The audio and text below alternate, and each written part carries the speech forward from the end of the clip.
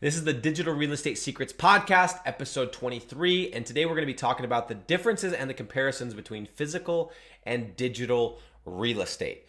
And when I say digital real estate, just really quickly for those of you that are brand new to this podcast or to this world, digital real estate is also known as rank and rent. It's also known as website rentals. It is the business model of renting simple websites. You pick a city and you pick a niche, you build a website, a very simple website.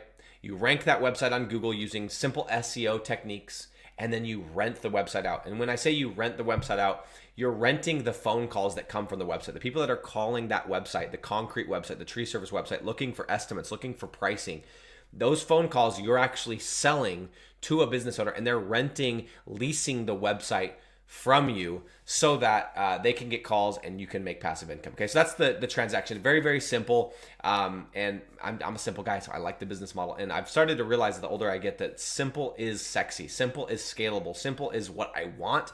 And that's why I do it.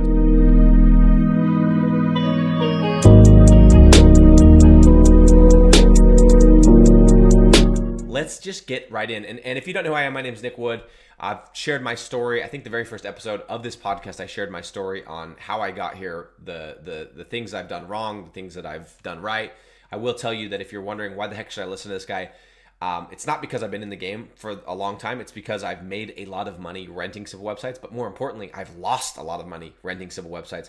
So I can show you and tell you the things to avoid for you to not lose that same money. Okay, that's why you're here. So guys, let's get into this. Really, just want to jump right in. Keep this short, sweet, to the point. Okay, just so you guys know, really my goal for this episode is I want to show you the pros and the cons of both physical and digital real estate. And I understand that I'm going to be a little bit biased because I'm a big proponent of digital real estate. I call myself the king of digital real estate, all that stuff. But I also want you to know that I want, as I said at the beginning, wait till the end, listen to my closing thoughts, and let's see. I think you're going to be surprised what my advice as we walk away from this episode. Okay, so here we go. I've got 6 different comparisons today between physical and digital real estate that I want to break down with you guys, and we're just gonna go right in. Okay, so number 1, and these are in no particular order. These are just comparisons. These are just things that I think are pros and cons of both. So here we go. So I'm gonna state it with stating what physical real estate is and what digital real estate is in comparison, and then we're gonna talk about it. Okay, so number 1, physical real estate investing requires you to deal with renters. Okay. Digital real estate investing requires you to work with business owners. So just like physical real estate, as if anyone doesn't know what physical real estate is, which I hope you do, but if you don't, that's okay, is when you build a house, buy a house or a duplex or a fourplex or an apartment complex, and you then go and rent it to people that need a place to live, right? That's it. Very simple. You're dealing with renters. With a website, you're building a website, and you're not going to random people. You're literally working with business owners. Okay, so what's the pros, what's the cons? Well, the thing that I really like about working with business owners, because by the way, just so everybody knows, I have both. I have physical real estate, I have digital real estate. I've owned physical real estate since I was back in 2014. I would have been 23 years old. 23, 24 years old. I've owned physical real estate. I've dealt with renters my entire life. But I will tell you that with business owners, it's a bit of a breath of fresh air if you're used to working with renters, because business owners are used to paying bills. Okay, a concrete guy is used to writing a check for $20,000 for materials. He's used to paying payroll. He's used to paying this, that, and the rest. He's not scared by a little bit of money. Okay, and he also usually has credit cards that he can put bills on. He's got a line of credit, and typically a business owner has a little bit more vision than the average person. So I like working with business owners. It also, for me, it's kind of like edifying because I'm building a network at the same time, right? In my local city, I know the concrete guys, I know the stucco guys, I know the guys that do the duct cleaning, I know the guys that do the towing, and it's kind of fun and it's kind of cool to kind of get ingrained in your community. And if you don't do it in your community, just to get in, just to build a network of people across the nation that are business owners that are trying to go and they're refusing to work a 9 to 5. They want to do more. Okay. Whereas on the other hand, a renter, you can get all kinds of stuff, man. I've got some crazy rental stories. Probably not near as crazy as some other people, but I mean, I've seen some stuff from some people, and I've had people lie to me. I've had people trash my house to the point that I was not only furious, but I was sad. Like, you're like, that was my property. I used to raise my kid here, and now you're just destroying it. Like, all of the above. So for me, I think that it's a benefit with digital real estate that you get to work with business owners. Okay. So I'm going to give a point to digital real estate in that regard. Okay. Next, physical real estate investing means renting someone a place to live. That's the deliverable. That's what you're giving, is a place to live. Digital real estate investing means renting someone the phone calls from your website. Okay. Now, and I hope that makes sense, guys. Obviously, when you have a house, what are you renting? What are they paying for? They're paying for a place to live. Very simple. Okay. With a website, a tree service website, a concrete website, what are they paying for? They're paying for the phone calls. Okay. In either case, it's pretty cut and dry about what the transaction is.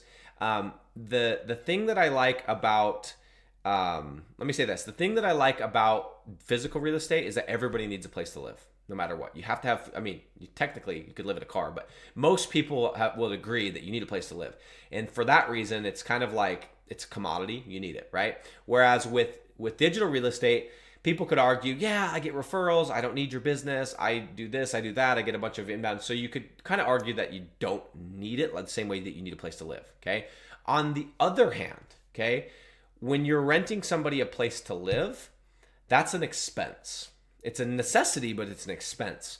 When you're renting someone your website and you're selling them phone calls, you're selling something that's an investment. Because if those phone calls are good and they close deals, they're actually going to make money from the leads. They're like, your product and service is going to pay not only for itself, but it could double, triple, what they're spending with you. And that's a beautiful thing to be able to tell a business owner. So with this one specifically, I'm going to give it a tie.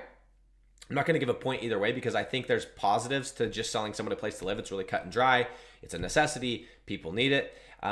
With phone calls, it's a little bit more of like, it's something that people could argue you don't need. I would argue that you obviously you need leads, but you could argue you don't need my leads, right?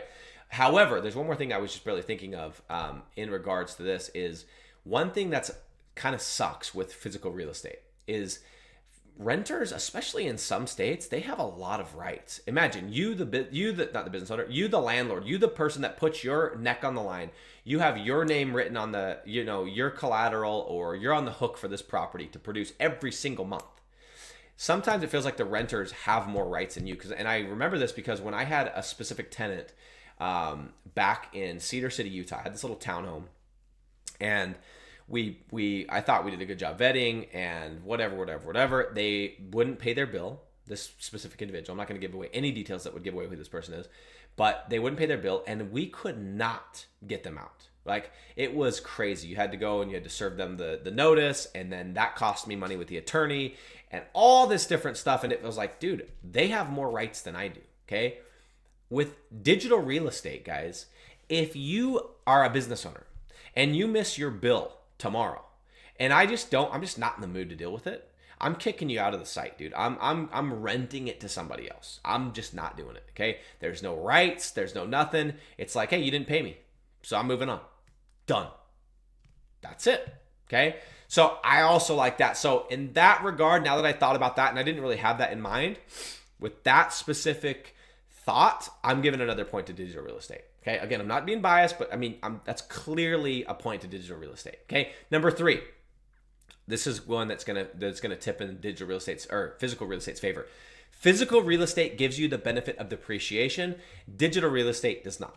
Okay, now I'm not gonna go super nuanced and into the weeds, but guys, there's this thing with physical real estate called depreciation. And what that means is you can take a property, you can go and you can look at, okay, over the next 10 years, this property is going to depreciate. The floors are going to go bad, or the roof's going to go bad, or this, that, and the rest. And you can calculate out roughly what that's going to cost. And you can go and you can write that off. You can lower your tax bill. And again, there's some nuance to this. I'm not giving you tax advice, because you technically can only write that off against your real estate income unless you are a real estate professional status, which then you can write off against your active income. But Another lesson for another day. Needless to say, though, you can take your physical real estate, you can depreciate it, get a break on your taxes, and when you go to qualify for loans, they actually add that back in. So it doesn't look like you may show that you made less money because of depreciation, but when you go to qualify for a house or another property, another loan for another property, they look at it and go, yeah, he actually made more money. They just depreciated it. So they kind of just like, they don't consider it. So it's a great benefit, right? You get that depreciation benefit on taxes. Digital real estate, there's no such thing. Okay, you can't really look at a website and go, well, it's going to because it's not, right? And that's a great thing, right? Because a website's not really going to depreciate over time because it's just a digital thing. But on the other hand, you don't get that benefit of the taxes. So that's all I'm going to say about that. Physical real estate gets a point because you do get depreciation, and I think that's a great thing that I actually really utilize, I leverage, and it saves my butt on taxes. Okay.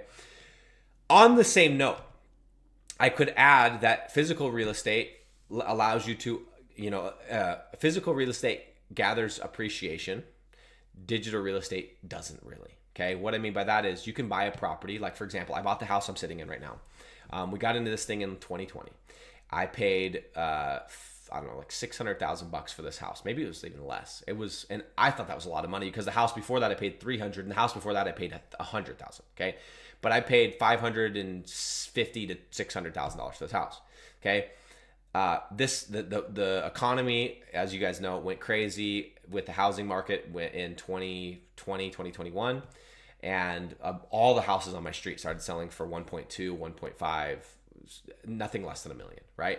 My house has appreciated. I bought the house for $550,000 to $600,000, and it is appreciated. If I sold it today, even if the market's not great, right? The second, I'm going to make $400,000 guaranteed. Okay. Well, at the very worst, even if I did a flash sale, I'm selling this thing, I'm making $200,000, $250,000. Okay. I got the appreciation. A website, you can't just build the website, not do anything with it, and then just go and sell it for, whatever, another 30% higher, right? It's not really like that. It's a little bit different. Now, it has other advantages, but it doesn't really have that same appreciation. So for that reason, it grows your net worth. It increases your net worth.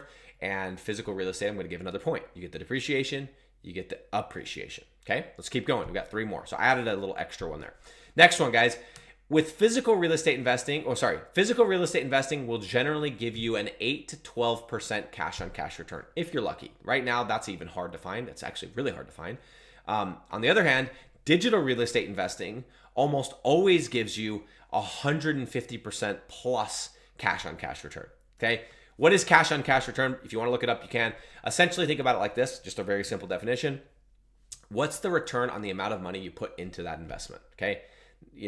If I go and buy a property for $100,000, I put 20% down. That's $20,000, right? How much money did I make?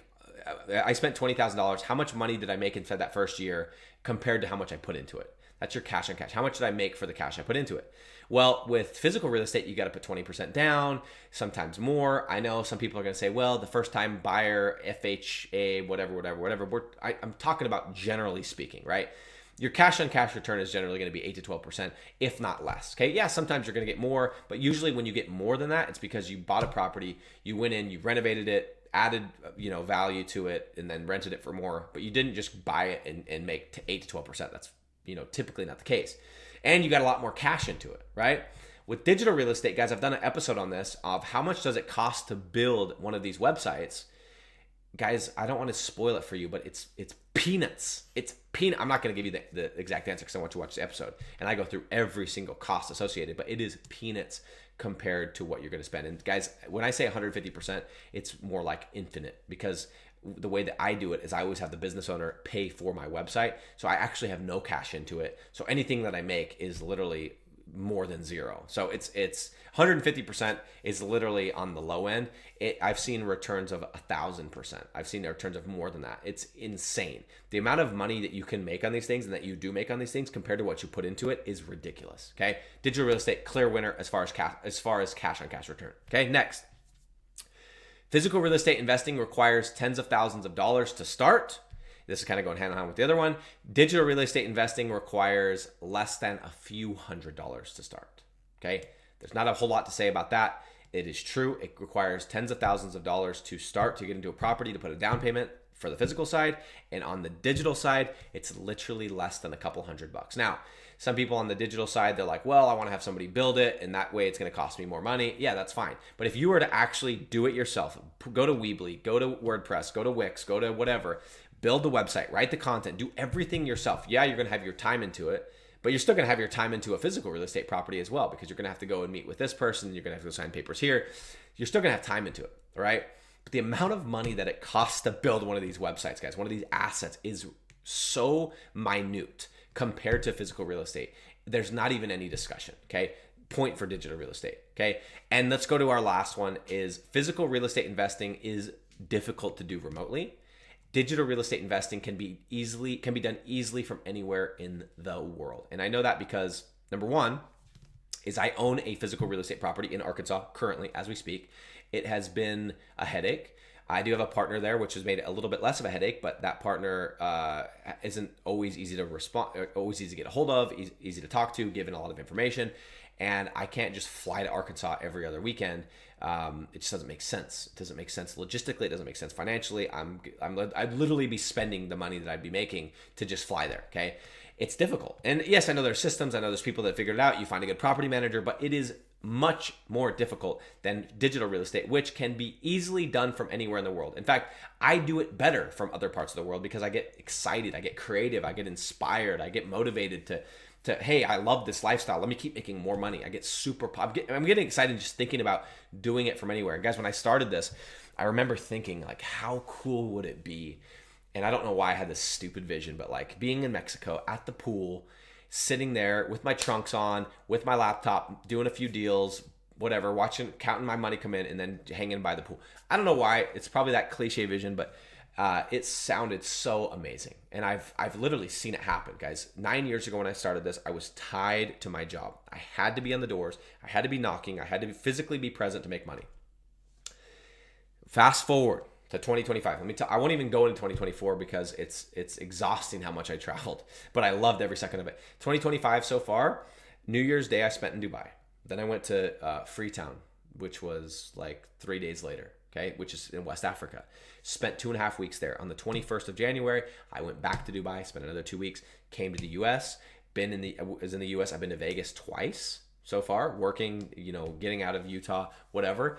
And I am just about to fly to Paris in a few days. And from Paris, I'm going to go back to Freetown. From Freetown, I'm going to go to Dubai. From Dubai, excuse me, back to the US.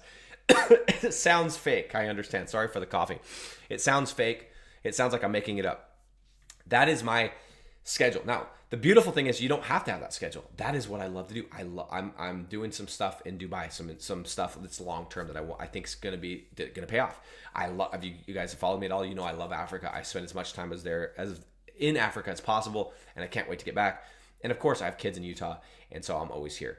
And in Paris, it's completely another story. I'm going to be there for like 4 days. I have the choice to do it. You don't have to do it. You don't have to. I have a friend that makes a ton of money, and he doesn't do this business. But I remember talking to him, and I was like, why don't you ever go anywhere? And he's an older guy. He's like 65, 70. He's like, I'm tired, man. I don't want to travel. He's like, all those places, like, I'm good. I want to be here. I want to just be here, play pickleball, do my thing, and I'm just happy here. And I was like, good for you, man. That's cool. And I'm sure there will come a day when I'm going to be tired of getting on a plane and going to a new place, and I'll just want to have a routine. But right now, I'm freaking loving it, and I have the option to do it or not to do it. And that's what I love. And guys, my digital real estate business is the same no matter where I go. I take my laptop. I have an internet connection. Everywhere you go now pretty much has an internet connection. But if you don't, you want to go to the bush, take a Starlink with you. $500, $50, $500 up front, $50 a month. You literally can run a six-figure per month business from a Starlink pack in the middle of West Africa. That's freaking crazy. That's insane, right? Imagine trying to buy properties in the US or across whatever and kicking tenants out and this and that. It's not the same, man. I'm giving another point to digital real estate, okay? So I think our score is like 2 points for physical real estate and like 5 for digital real estate, okay? So that said, guys, what am I doing? Well, in case you're curious, in case you wonder, in case you cared, if you don't, that's completely fine. But what am I doing, guys? I have been using and used digital real estate to escape the rat race and to stack cash. Okay. I use digital real estate to pay off my debt, to pay my bills, and then on top of that, to start, stacking cash. And the reason I've been stacking the cash is I'm using that cash to, number one, invest back into my business, buy more properties, build more properties, buy more training, get better at my craft, which is renting simple websites. Sounds like a funny craft to have, but it makes a lot of money, right? And it gives an incredible lifestyle. And also to then take the excess cash and put it into physical real estate, okay? And I've been able to use digital real estate to buy 2 office spaces, a townhome, this house, and I'm a partner in a commercial property in Northwest Arkansas. We bought for like $2 million. There's 4 of us to do that deal. Okay. That's what I'm doing. Okay. So what should you do? Well, it's a good question, and the answer might surprise you. Here's what I would tell you. 3 to 4 years ago, if you would have asked me that question, I would have told you hands down, no brainer, no questions asked. That's a stupid question to even ask me. You should go into digital real estate no matter what. Okay. And why? Well, look at all the reasons, right? The points are 2 to 5. It's very clear which one is the better business model to make cash. Okay. But guys, now I'm a little bit more mature. I've lived a little more life. I've started to invest a little bit more in other things, not just physical real estate, by the way. I've invested in other things.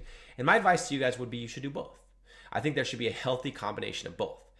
And some of you guys, that if you have money, if you have cash to work with, if you have $50,000, if you have $1,000, I think you should, or $100,000, I think you should go buy a physical real estate property. But I also think you would be silly to not be looking at digital real estate and learning the craft of getting into digital real estate and getting and building these assets that can pay you all day long, 24/7, 365, no matter where you're at in the world. I think you're silly to not be doing that. Okay.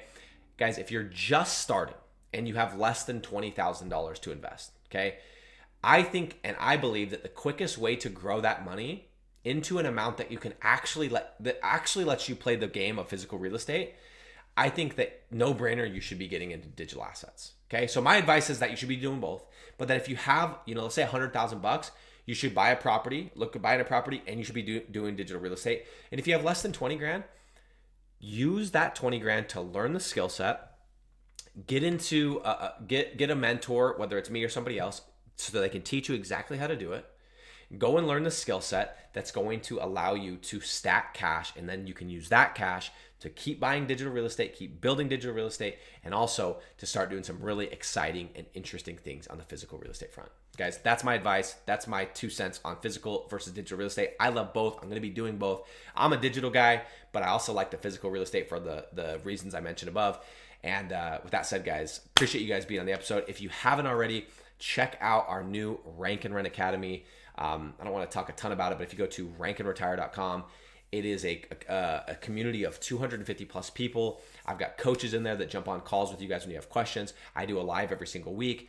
We've got 15 mini courses on all kinds of different topics, and we're adding to it every single month a new mini course. We have a new mini course dropping, in fact, next month on it's a step-by-step guide to landing your first $1,000 a month deal. It literally walks you step by step. So that's the Rank and Rent Academy. Also, if you want a free resource, go to rentsimplesites.com, where you can look at training that I put together on this business model. If you don't know a ton about it and you want to just get your feet wet a little bit more and see what the business model is like and if it would be something for you, go to rentsimplesites.com. And of course, guys, when you're ready to rip, when you're ready to rock and roll, when you're ready to do this thing for real, apply at the link below to Digital Landlords. Somebody on my team will be reaching out, and we'll find out if it's a good fit for you.